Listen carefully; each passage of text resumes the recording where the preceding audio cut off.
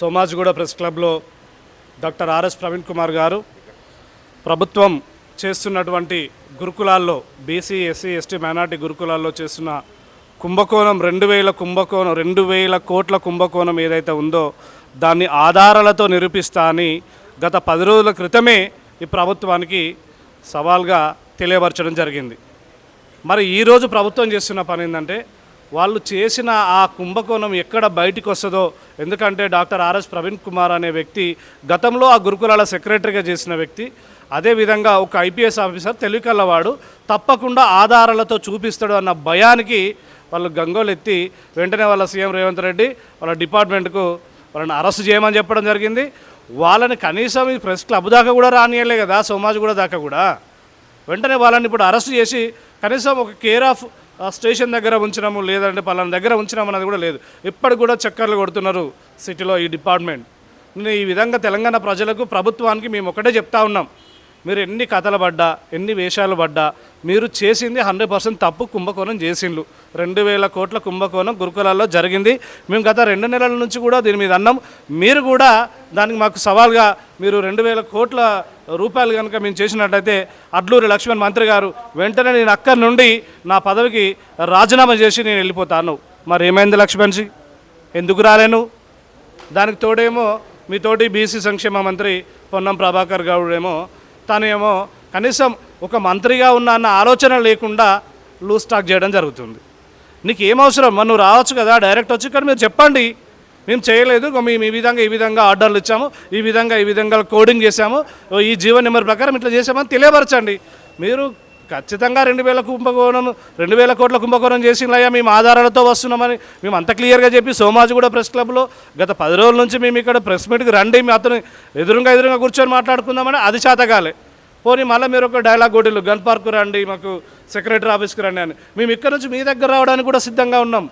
మీకు ఒకవేళ అధికారంలో ఉన్న అహంతో ఈ ప్రతిపక్ష పార్టీలు Telangana BC SC ST minority వీళ్ళు పిలిస్తే మేము పోవాలని మీకు అహం ఉంటే మేమే మీ దగ్గరికి వస్తాం. మరి మీరైనా అక్కడైనా చెప్పండి కూర్చొని. మీకు ఇప్పటికైనా మీరు ఆ 2000 కోట్ల కుంభకోణం చేయలేదంటే 100% మీరు డాక్టర్ ఆర్ఎస్ ప్రవీణ్ కుమార్ గారు సార్ని తీసుకొచ్చి మీరే సెక్యూరిటీ ఇచ్చి ప్రెస్ క్లబ్లో కూర్చుని తనకు ఆన్సర్ చెప్పండి.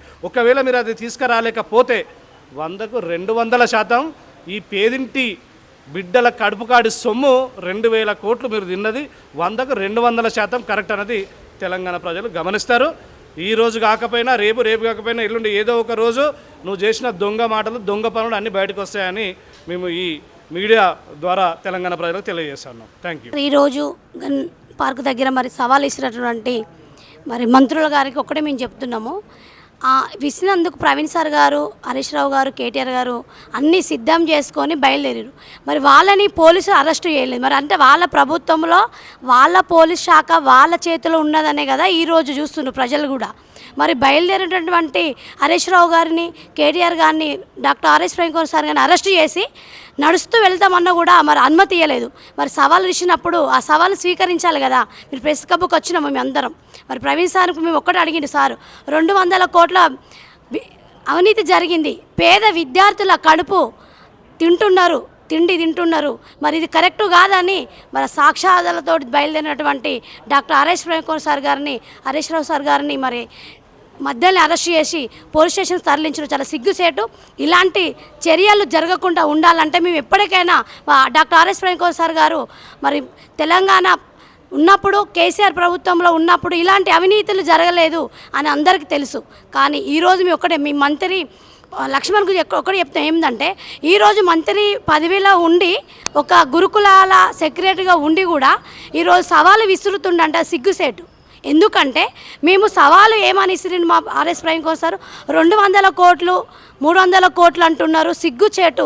అసలు వాళ్ళకు మీ సమాధానం చెప్పని అవసరం అయినప్పుడు మరి గన్ పార్క్ దగ్గర ఎందుకు కూర్చొని సమాధానం చెప్పాలి, ఎందుకు అరెస్ట్ చేయాలి? మరి ఇలాంటి పేద విద్యార్థుల భవిష్యత్తు మీద ఆడుతున్నటువంటి రేవంత్ రెడ్డి గారికి తగిన బుద్ధి చెప్తాను. అదే రేవంత్ రెడ్డికి అలవాటే కదా, ఓట్లతోటి ఆయనకు కేసులు అంటే అలవాటే, పోలీసు వాళ్ళు అంటే అలవాటు. కాబట్టి మేము ఎలాంటి దానికి మేము భయపడము.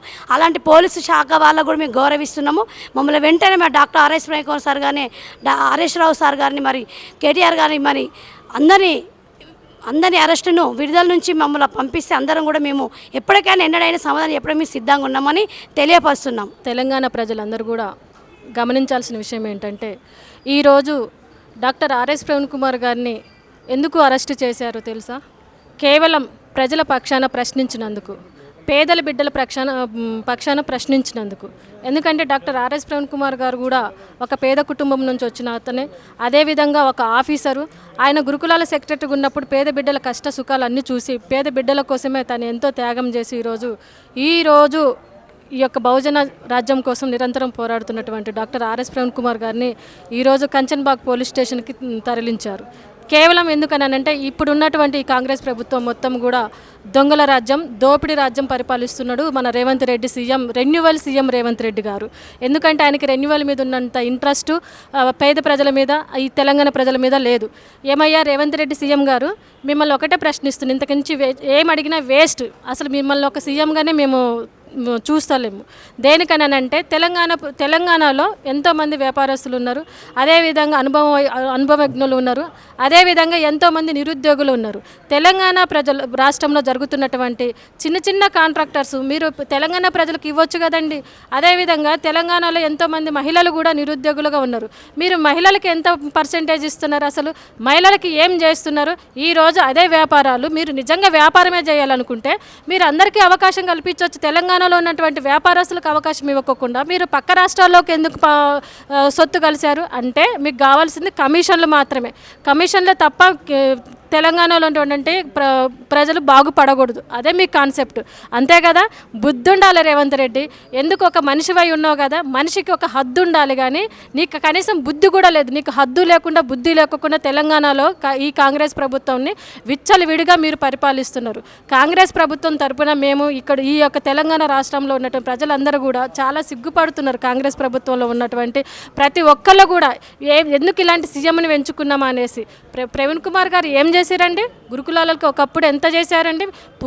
పిల్లల విద్యార్థులకి పిల్లల భవిష్యత్తు ఆలోచించి అసలు తను ఎస్పీగా ఉన్నప్పుడు కరీంనగర్ తర్వాతకి నేను కేవలం పిల్లల భవిష్యత్తు బాగు పెట్టాలనే కాన్సెప్ట్ తోటి మన గురుకులాల సెక్రటరీకి వచ్చి పిల్లల భవిష్యత్తుని పురోగతిని తీసుకొచ్చారు. అంటే ఎంత శ్రమిస్తే ఎంత ఆలోచిస్తే సార్ ఆ రోజు అంత రిస్క్ చేసి పిల్లల భవిష్యత్తును చూశారు. ఎంతమంది పిల్లలను డాక్టర్లను ఐఏఎస్ ఐపీఎస్లను తీసుకొచ్చారు. ఈరోజు మీరు ఎంత రిజల్ట్ చూపిస్తున్నారు? మీ కాంగ్రెస్ ప్రభుత్వంలో ఎంతమంది పిల్లలను డాక్టర్లను ఐఏఎస్ ఐపీఎస్లను తీసుకొచ్చారు? మీరు అసలు మీకు బుద్ధి ఉందా రేవంత్ రెడ్డి గారు? ఎంతమంది గురుకులాల సెక్రటరీగా మార్చారు? ఎందుకు మారుస్తున్నారు అంటే గురుకులాల తీర్చిదిద్దటం ఎవరి తరం కాదనే కదా.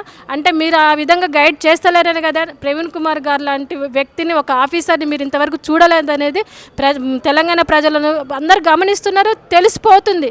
అయినాక కూడా ఇంకా మీ బుద్ధి మారకపోతే ఏం చేయాలండి? రెన్యువల్ రేవంత్ రెడ్డి సీఎం గారు కనీసం ఇకనైనా మార్చుకోండి. లాస్ట్ ఒకటే మీకు చెప్పదలుచుకున్నాము, ఈ యొక్క దోపిడీ రాజ్యాన్ని మీరు ఆపండి, ఈ యొక్క దొంగల పరిపాలన ఆపండి. దయచేసి ప్రవీణ్ కుమార్ గారు జోలికి వస్తే మాత్రం మీ అందరి అంతు చూస్తాము. ఈ యొక్క కాంగ్రెస్ ప్రభుత్వంలో చాలా అరాచకాలు జరుగుతున్నవి.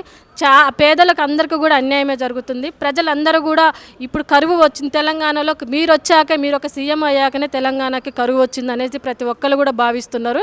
మీరు ఒక్కళ్ళు బాగుపడితే సరిపోతుందా? మీరు ఒక్కళ్ళు పొట్ట నింపుకొని బాగుపడాలని చూస్తే ఆ పొట్టలు పగిలిపోతాయి. జాగ్రత్త. ప్రజల ఉసురు కొట్టుకోకండి, పేద బిడ్డల ఉసురు కొట్టుకొని మీరు ఆగం కాకండి అనేసి నేను మీడియా ముఖంగా చెప్తున్నాను. ప్రజల వైపు, పేద బిడ్డల వైపు మీరు ఆలోచించండి. ఈరోజు ఏదైతే డాక్టర్ ఆర్ఎస్ ప్రవీణ్ కుమార్ గారు పేద బిడ్డల కోసం ఏదైతే ఆలోచిస్తున్నారో మీకు చేతనైతే అందులో కొంతన బుద్ధి తెచ్చుకొని కొంతన పేద బిడ్డలకి న్యాయం చేయండి. మీరు ఇక్కడ నుంచి అయినా ఏది జరుగుతున్నా కానీ ఈ అరాచకాలు ఆపండి. తెలంగాణలో ఈరోజు మేము ఏదైతే జూలై 2కి మేము చర్చకి సిద్ధంగానే ఈరోజు ఇక్కడికి వచ్చినామో, మీకు దమ్ము ధైర్యం ఉంటే రండి. ఈ రోజే కాదు, ఏ రోజైనా కానీ ప్రవీణ్ కుమార్ గారు డెఫినెట్లీ సాక్ష్యాలతోటి, నిజాలతోటి మీడియా ముందుకు వస్తారు, ప్రజల ముందుకు వస్తారు. ఆయన దగ్గర అన్ని ఆధారాలు, సాక్ష్యాలు ఉన్నాయి. ఆయన ఒక గొప్ప ఆఫీసరు, అంత గొప్ప వ్యక్తిని మీరు ఈరోజు తట్టుకోలేక ఆ శక్తిని మీరు తట్టుకునే శక్తి మీలో లేక మీరు ఈరోజు దొంగ దెబ్బ తీయాలని చూస్తున్నారు. కాబట్టి మీకు తెలంగాణ ప్రజలు, బహుజనులు అందరం కూడా తక్షణమే మేము బుద్ధి చెప్తామనేసి మీడియా ముఖంగా తెలియజేస్తున్నాం. ప్రజలందరూ కూడా గమనించండి, బిడ్డలకు అన్యాయం జరుగుతుంది. ప్రజలందరూ కూడా ప్రవీణ్ కుమార్ గారి వెనకాల నడవాల్సిందిగా, మనం న్యాయం వైపు నడవాల్సిందిగా నేను కోరుకుంటున్నాను. రేవంత్ రెడ్డికి ఎప్పుడు కూడా ఆయన తెలంగాణను ఉద్ధరించడానికి సీఎంగా రాలేదండి. ప్రజలకి 6 గ్యారెంటీలని మాయమాటలు చెప్పి తను ఒక సీఎంగా గెలిచారు తప్పితే తనని ప్రజలు అనవసరంగా ఈయన మేము సీఎంగా ఎంచుకున్నాం అనేసి ఆయన గెలిచిన కాడ నుంచి ప్రతి గ్రామంలో ప్రతి ఒక్కరు కూడా ఆయన తిడుతూనే ఉన్నారు. ఇలాంటి సీఎంని మేము ఎందుకు ఎంచుకున్నామా అనేసి. ఎందుకనంటే ఇప్పుడు నేను ప్రవీణ్ కుమార్ గారినే చూడండి. డాక్టర్ ఆర్ఎస్ ప్రవీణ్ కుమార్ గారు పిల్లల భవిష్యత్తు గురించి ఆలోచించి తను ఎప్పుడు కూడా గురుకులాల సెక్రటరీ ఉన్నప్పుడు కావచ్చు, తన సర్వీసులో 26 సంవత్సరాల సర్వీసులో ఎప్పుడు కూడా ప్రజల వైపుకి తన విద్యార్థుల వైపుకి కానివచ్చు విజయాల వర్షము వరదలు సృష్టించారండి. కానీ ఈ రేవంత్ రెడ్డి గారు ఏం చేస్తున్నారండి? సీఎంగా తెలంగాణ రాష్ట్రానికి సీఎంగా వచ్చి ఈ కాంగ్రెస్ ప్రభుత్వంలో రేవంత్ రెడ్డి ఏం చేస్తున్నారు? ఆయనకి రెన్యువల్ మీద ఉన్న ఇంట్రెస్ట్ పేద ప్రజల మీద లేదు. ఆయన ఎప్పుడు కూడా రేవంత్ రెడ్డి ఎప్పుడు కూడా బూతుల బురద సృష్టిస్తూ ఎక్కడ పోయి ఏ సభలో పోయి ఎక్కడ కూడా ఎప్పుడు కూడా తిట్ల పురాణం తప్పితే పేదల భవిష్యత్తు అదేవిధంగా తెలంగాణ ప్రజల భవిష్యత్తు ఇచ్చిన 6 గ్యారెంటీల మీద ఏ రోజైనా ఆలోచించారా? తను ఎప్పుడు కుంభకోణానికి పూనుకొని ఉన్నారు కాబట్టి తను చేసిన దొంగ అరాచకులన్నీ బయటపడతాయని ఆయన రాడు. ఈరోజు కూడా ఈ సభే సాక్ష్యం కదండి. ఈరోజు ఎందుకు రాలేదు? అదే 2 నుంచి 3,000 కోట్ల కుంభకోణము బరాబర్ నిరూపిస్తాడు డాక్టర్ ఆర్ఎస్ ప్రవీణ్ కుమార్ గారు.